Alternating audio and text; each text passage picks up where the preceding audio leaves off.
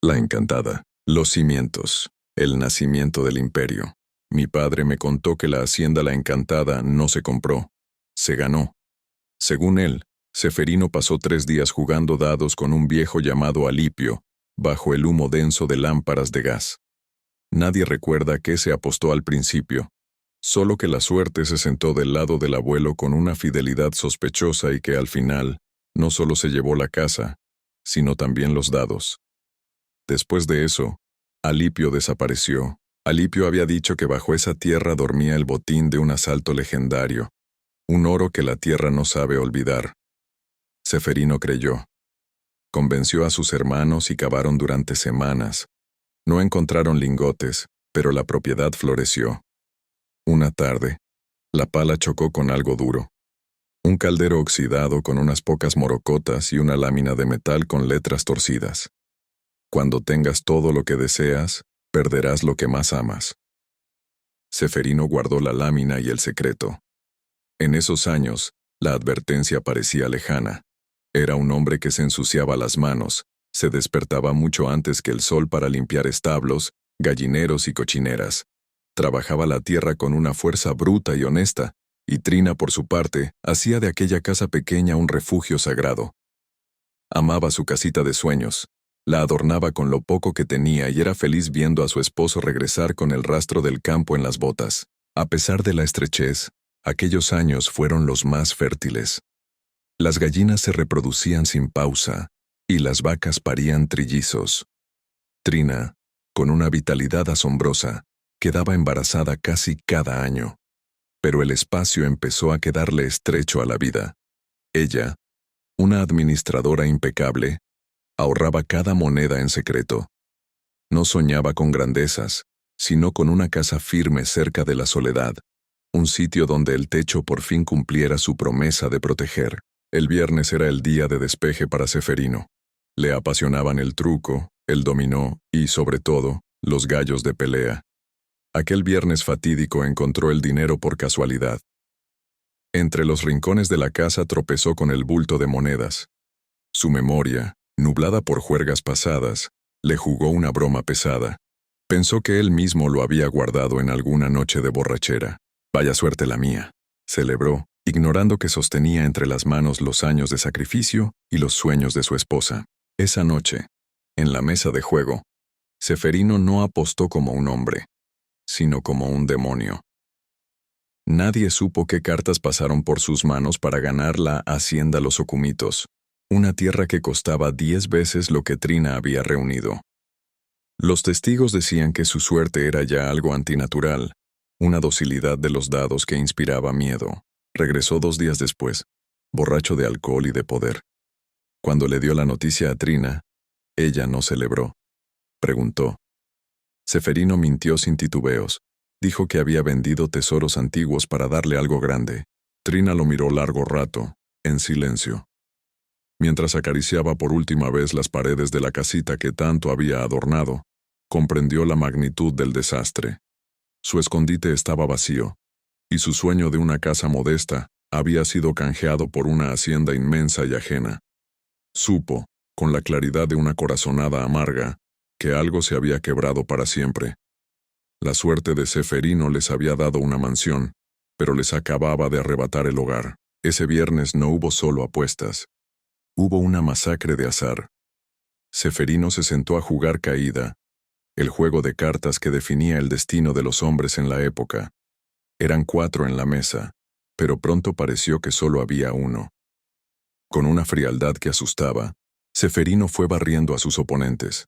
Cada carta encontraba su par, cada caída era un golpe seco al orgullo y al bolsillo ajeno.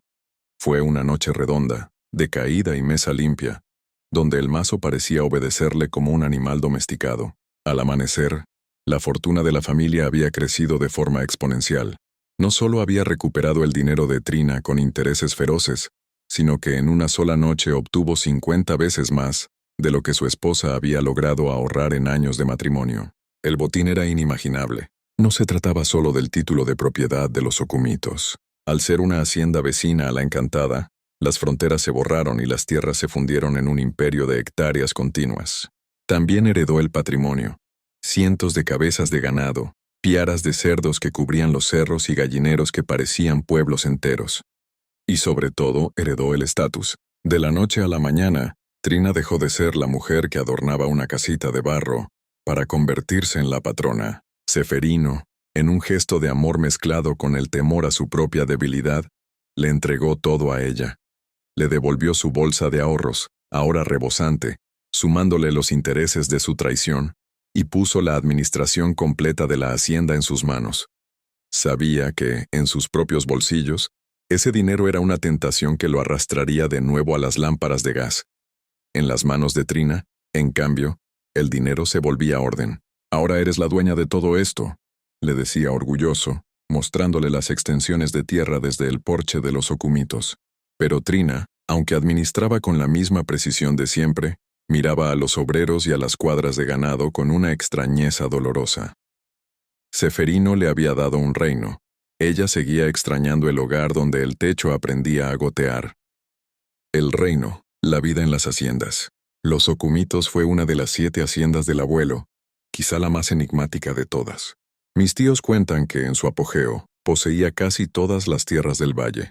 Nadie entendía bien cómo sostenía aquel imperio de barro y verde. Compraba tierras como quien compra silencio, en efectivo, sin regatear, y rara vez mencionaba la transacción, como si al pagarlas las borrara del mundo para integrarlas a su mapa personal. La hacienda quedaba al borde del río, separada por un barranco profundo. Allí la tierra era de una generosidad violenta. Se sembraba plátano, yuca y una banana dulce. Pero lo que dio fama eterna al lugar fueron los ocumos. Nadie los sembraba, aparecían. Brotaba el monte y con él los ocumos, como si la tierra obedeciera un mandato subterráneo. Había que cosecharlos cada semana para que no invadieran todo. Alimentaban a la familia, una tropa de 9 hermanos, durante todo el año, y la producción era tal que los camiones salían cargados hacia la capital. Los Ocumitos era un pequeño reino. Insectos que brillaban como metal al caer la tarde, aves de rapiña suspendidas en el cielo como centinelas antiguos y grandes, mamíferos cruzando los claros, sin miedo, seguros de que nadie alteraría el orden. El clima parecía un pacto privado entre el abuelo y Dios. Calor justo en verano, lluvias medidas en invierno. Todos coinciden en que esa fue la época de oro. Cuando la tierra obedecía y cada animal mantenía su lugar, el abuelo decía que ningún animal es malo. El león no es cruel por devorar a la gacela, simplemente cumple su parte. Mientras en lugares lejanos, el mundo vibraba con noticias de una guerra que nadie en la hacienda lograba imaginar del todo. En los Ocumitos el tiempo avanzaba al paso del río, lento, terco, antiguo. Allí la historia no se medía por titulares, sino por nacimientos. Trina parecía tener una alianza secreta con la vida. Paría hijos como el monte paría árboles. Primero nació Flor, luego Isabel, Gerardo, Teófilo, Justino, Esther, Rosa, José y Hugo. La familia crecía con la constancia de la tierra fértil. No había luz eléctrica ni televisión. Las noches se iluminaban con velas y palabras. El entretenimiento era el juego, la repetición de cuentos heredados y la transmisión oral de miedos antiguos, apariciones y criaturas del agua. El realismo mágico no era un género, era la forma natural de explicar el mundo. En medio del bullicio constante de los 9 muchachos, destacaban 2 figuras que caminaban como una sola sombra. Teófilo y su hermano menor Justino, el niño más guapo del mundo. Apenas se llevaban año y medio. Pero Teófilo parecía haber nacido con una responsabilidad extra. Era el guía natural, el que traducía los ruidos del monte, el que sabía cuándo un silencio era peligro y cuándo solo anunciaba lluvia. Usaba su ingenio para que el miedo nunca alcanzara a su hermano. La casa era un torbellino permanente. Pañales cambiados sobre la marcha, vómito limpiado con trapos viejos, gateos bajo la mesa, carreras sin destino. Las muchachas mayores hacían de madres antes de tiempo. Los pequeños lloraban por hambre, por sueño, o por nada. Nadie vigilaba a nadie y, sin embargo, todo seguía funcionando. Trina no tenía ojos suficientes, pero tenía cuerpo para todos. Eran tiempos de escasez. Las tiendas del pueblo estaban vacías. No había medicinas y los barcos ya no llegaban con comida, ni con juguetes de cuerda, ni dulces de colores. Pero en los Ocumitos, la imaginación sobraba. Teófilo convertía una lata de sardinas en un carro de carreras. Con paciencia le ponía ejes de madera y ruedas de corcho. «Mira, este carro es de carreras», decía, y los bordes plateados brillaban como si fueran de verdad. Teófilo, le advertía Trina con voz firme, no le quites la vista de encima a tu hermano. El monte es grande, pero ustedes son mis tesoros. Un día, cerca del río, las ramas crujieron de golpe. Un mato de agua, un lagarto enorme de casi 4 kilos, salió a su encuentro. Sus escamas brillaban como una armadura bajo el sol. Justino apretó la mano de su hermano mayor. «Shh, no te muevas», susurró Teófilo. «Es el guardián de la orilla. Solo estamos de paso». El animal dio un salto y con un plaf seco, desapareció en el agua, salpicándoles los pies. En ese instante, la guerra del mundo dejó de existir. Solo quedaron el brillo del río y el asombro. Todo funcionaba bajo esa lógica perfecta, hasta que apareció aquel visitante. No se supo cuándo llegó. Un día simplemente estaba allí. Un mato de agua joven, una iguana overa o lagarto del llano, de mirada fija y movimientos eléctricos. El abuelo prohibió jugar cerca del animal, decía que era salvaje y había que respetar su espacio. El bicho parecía entenderlo. En poco tiempo redujo las plagas con una eficiencia inquietante. Observaba desde la orilla, como si aprendiera los ritmos de la granja. Vimos al animal transformarse. Los juveniles, al nacer, son de un verde claro y metálico. Al crecer, se vuelven criaturas imponentes de hasta 4 kilos, con cabezas triangulares y ojos de pupilas circulares. El mato de la hacienda era un macho robusto, una fiera que parecía reinar en el barro. Teófilo, con ese don que lo convertiría en el alma de todas las fiestas, empezó a tejerle una mitología. Decía que el lagarto cazaba con lentes de visión nocturna, pero la versión más persistente, la que nos hacía estallar en carcajadas, lo vinculaba a una costumbre de un loco que supuestamente cada mañana iba al barranco a defecar. Le gustaba ver rodar sus heces por la pendiente como un pequeño rito de despojo. Teófilo juraba, con mímica perfecta, que el mato lo esperaba abajo para interceptar el festín en pleno camino. El delirio alcanzaba su cima cuando contaba que, tras una purga monumental, el animal sacaba un pitillo de un bolsillo imaginario para sorberlo todo con parsimonia. Incluso el abuelo se reía de aquel chiste, pues Teófilo tenía la magia de volver digno hasta lo escatológico. Así transcurrían los días en los ocumitos, entre risas, monte y obediencia mutua, antes de que algo, o alguien, decidiera alterar ese equilibrio antiguo. La caída, el precio de la ambición. Los meses pasaron. Ceferino ya no era un muchacho. Tenía 6 haciendas, peones a cargo y un nombre que pesaba. Trabajaba de sol a sol, y cuando el cuerpo pedía descanso, jugaba. Dados, gallos de pelea, dominó, truco. Ganaba más de lo que perdía. Apostar se volvió su manera de sentir que todavía dominaba algo. La tierra se secó poco a poco y la lluvia empezó a llegar tarde. Fue entonces cuando comenzaron los pequeños desajustes. Huevos que faltaban, gallinas inquietas, sombras al amanecer. «Es el hambre», decía Ceferino. «Cuando no llueve, todo roba». Para evitar males mayores, prohibió a los niños darle comida al animal que rondaba los corrales. No lo hizo con rabia, sino con lógica. La hacienda debía producir. El orden debía mantenerse. Esa decisión fue la primera grieta. La fiesta terminó con la sequía. El río se encogió y el mato cruzó una línea invisible al empezar a robar en los corrales. El aliado se volvió amenaza. Una madrugada, entre gritos y linternas, lo persiguieron hasta el borde del barranco. El animal saltó y cayó al río.